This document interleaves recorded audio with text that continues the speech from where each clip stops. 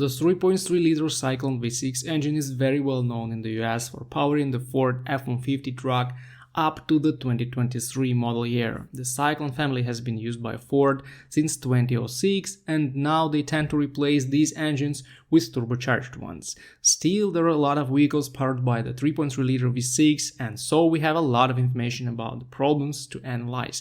This engine has been used in the Ford F-150, Ford Explorer, and also Police Interceptor. It's the non-turbo V6 with pretty simple and classic technologies, and you may guess that this is one of the most reliable engines in the Ford's lineup right now. It produces 285 to 290 horsepower and up to 265 pound-feet of torque. This V6 power plant can also be used in hybrid powertrains. It's equipped with the TI VCT system, which is essentially the camshaft timing system for both camshafts.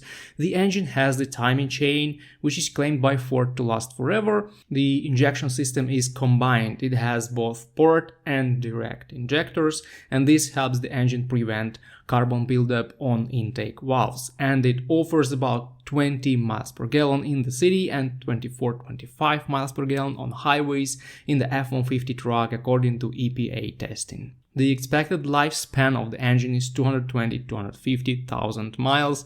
Later I will explain why experts tend to underestimate its life expectancy. So let's move to common problems with this 3.3-liter V6 Cyclone engine. First is the problem with phasers. The TI VCT phasers are pretty complicated and they should only be replaced along with the chain kit in these engines, and this is not cheap at all.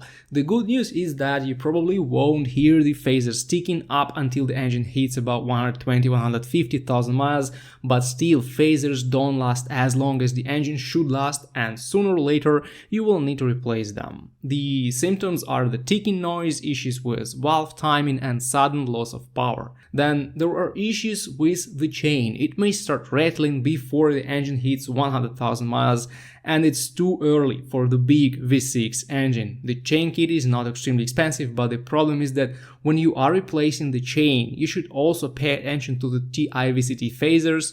If you replace the chain at 100k miles, it's very likely that the phasers will not be perfect too, so it may lead to a very expensive repair at about 100,000 miles, which is not that good. Also, these engines are known for minor leaks that happen now and then. Fortunately, the head gaskets are pretty good, they almost never leak, but other gaskets and connections may fail, and this will lead to oil or coolant leaks.